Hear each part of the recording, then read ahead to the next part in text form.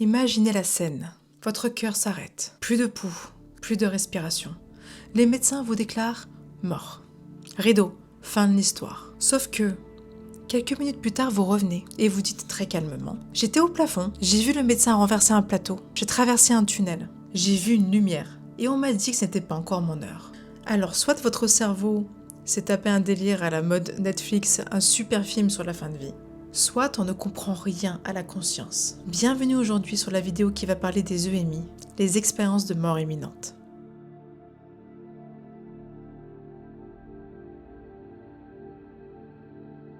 Dans cette vidéo, on va voir ce que la science explique, ce que la psychologie a pu observer, et ensuite ce que personne n'arrive vraiment à expliquer. Et comme toujours sur ma chaîne, on analyse, on va douter ensemble, et à la fin, c'est vous qui décidez. On va commencer par l'explication scientifique, car il y a quand même des explications scientifiques. La science a bien des réponses, ou plutôt, partiellement, des morceaux de réponses. Qu'est-ce qui se passe pendant une EMI finalement? Les EMI arrivent quand il y a une mort cérébrale, un arrêt cardiaque par exemple, des comas ou alors même parfois des traumatismes extrêmes. Il faut savoir qu'environ 10 à 20% des personnes réanimées parlent d'une EMI. Elles ont vu des choses. Quand même, on peut dire que 10 à 20%, c'est pas si rare que ça.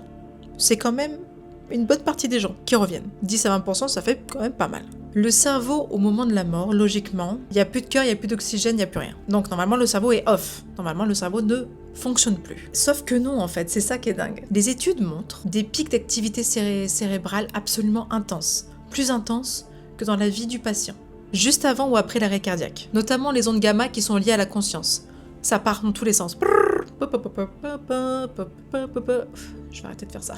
Le cerveau ne s'éteint pas vraiment, bizarrement, il fait plutôt une sorte de rêve party avant de mourir.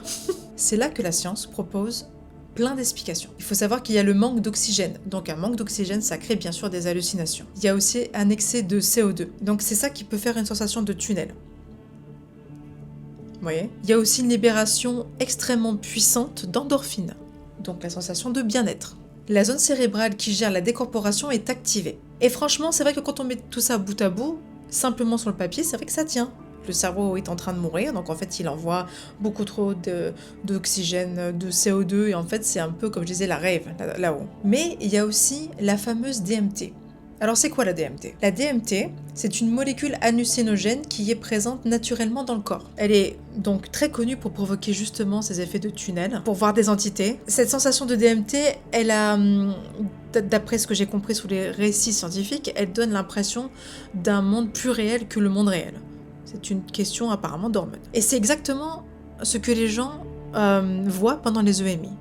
Sachant que la DMT, même si on la stimule dans le corps naturellement, souvent les gens ont recours à de la drogue pour avoir ces effets, comment on appelle ça, pour avoir ces effets hors du corps, etc. Je veux dire, ça c'est pas un secret quoi. Donc la DMT fait exactement le même effet qu'une EMI, d'accord? Mais ce que j'ai trouvé intéressant, voire dingue, c'est que pour l'instant, à ce jour, il n'y a aucune preuve scientifique qui prouve que le cerveau est en train de créer de la DMT en surcharge pour justement expliquer ce que les gens voient au moment d'une EMI.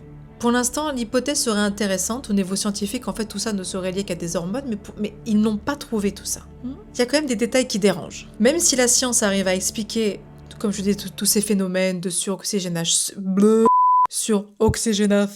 il faut que j'articule. Voilà, c'est bon.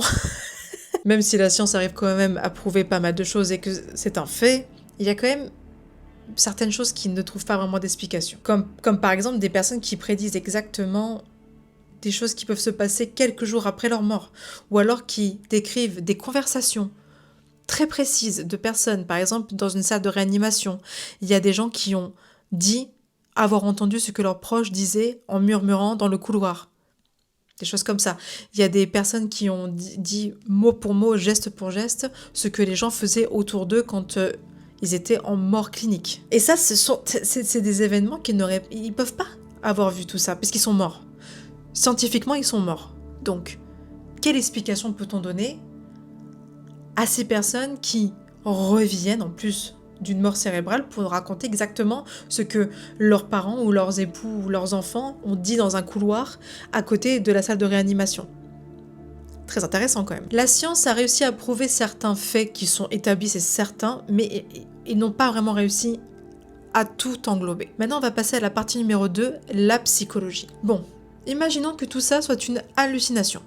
D'accord. Expliquons ce que ça fait aux gens ensuite. Je me suis intéressée au retour psychologique des personnes qui ont été victimes de mort cérébrale, de EMI, d'expérience de mort imminente. Il faut savoir que la plupart des gens ont un changement très profond après une EMI. Les survivants rapportent très souvent une disparition totale de la peur de la mort. Un changement radical de leurs valeurs, de leur façon d'être, de leur façon de faire. Une perte d'intérêt pour l'argent. Ah, ça c'était drôle. Une augmentation de l'empathie, de tout ce qui est sensation vibratoire, énergétique, et le sentiment d'avoir une mission, pas forcément très importante, mais juste une mission. Le côté dont on parle moins, c'est que toutes les EMI ne sont pas super. C'est pas tout rose. Certaines sont angoissantes, sombres, et certaines sont vécues comme un vide total. Encore une fois, là, il y a des questionnements. Et pour ces gens-là, le résultat est terrible. C'est de la dépression, du stress post-traumatique et justement une sorte d'épée de Damoclès de se dire qu'un jour ou l'autre, ils vont y retourner, quoi. Il n'y en a pas beaucoup qui parlent de ça. Parce qu'ils se disent que si jamais ils en parlent, on va les prendre pour des fous. Encore une fois. Même si les psychologues le reconnaissent, ils n'ont pas encore trouvé de solution parce que il n'y a pas vraiment de réponse sur comment est-ce qu'ils ont un changement si radical de personnalité. Il n'y a aucune hallucination qui peut provoquer ça en fait. Aussi durablement, et les psychologues, ils n'ont pas encore trouvé de réponse. Et encore une fois, ça prouve pas grand chose, parce que c'est pas encore très factuel, mais mis bout à bout, on peut quand même commencer à se poser des questions. La partie numéro 3, c'est le spirituel et le paranormal. Ma partie, que j'adore. Et maintenant, c'est encore une fois la partie que la science n'aime pas trop, la partie où on va pouvoir commencer à parler de certaines choses qui sont peut-être vues comme des choses délirantes, mais on va y aller. Peu importe le pays, peu importe l'âge, la culture, la religion de la personne, à chaque fois c'est pareil. Il y a une sortie du corps, il y a un tunnel, il y a une lumière consciente qui dépasse tout ce qu'on connaît. C'est pas une lumière qu'on connaît. Il y a des entités, on revoit sa vie, et il y a un refus ou une obligation de revenir. Genre, qu'est-ce que tu fais là, c'est pas ton moment, quoi. Il y a des interprétations très différentes. Dans le christianisme, il y a l'au-delà, le jugement, il y a Dieu, tout ça. Bon, tout ce qui est christianisme et religion, on les connaît. Dans le bouddhisme, il y a le bardo, la lumière claire, tout ça. Dans l'ésotérisme, il y a la décorporation, il y a les plans subtils, il y a les anges. Je veux dire, là, on touche à quelque chose que dans cette chaîne, on adore, c'est-à-dire l'au-delà, le subtil, les plans de conscience, les dimensions au-delà du corps, quoi. Et la question qui fâche, c'est et si la conscience n'était pas produite par le cerveau? Et si c'était le cerveau qui captait la conscience? Parce que toutes ces personnes ont ressenti, un peu comme dans les sorties astrales, ressenti, vu des choses alors que leur corps est en train de mourir. C'est un peu comme si la radio ne créait pas la musique. Elle la reçoit. C'est comme si notre corps y recevait notre âme, et pas le contraire. Parce que quand la radio casse, les ondes continuent. Je trouve que c'est un joli parallèle. Et voilà pourquoi les EMI sont très dérangeantes et pourquoi est-ce que ça fascine. Parce qu'en fait, la science, même si elle a donné des réponses, elle n'a pas donné toutes les réponses. Finalement, ça donne encore plus de questions, finalement, on a envie de savoir, quoi. Alors, qu'est-ce que c'est les EMI? Bon, ça peut être une hallucination neurologique très élaborée, mais encore une fois, on a vu qu'il y avait des limites. Ça peut être un mécanisme de survie du cerveau, mais encore une fois, comment est-ce qu'on explique les conversations entendues alors que la personne était décédée? Est-ce que la conscience meurt? On dirait que non. Donc, il y a bien quelque chose après. Il y a aussi les fameux 21 grammes. Est-ce que vous saviez que quand une personne meurt, il y a 21 grammes qui s'en vont? On dit que c'est l'âme qui s'en va.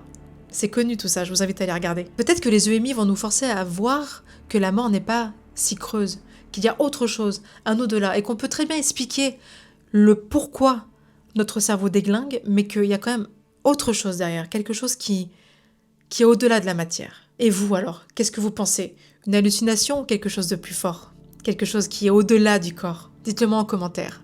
Je vous remercie à tous et à toutes et je vous donne rendez-vous pour une nouvelle vidéo très bientôt. Au revoir.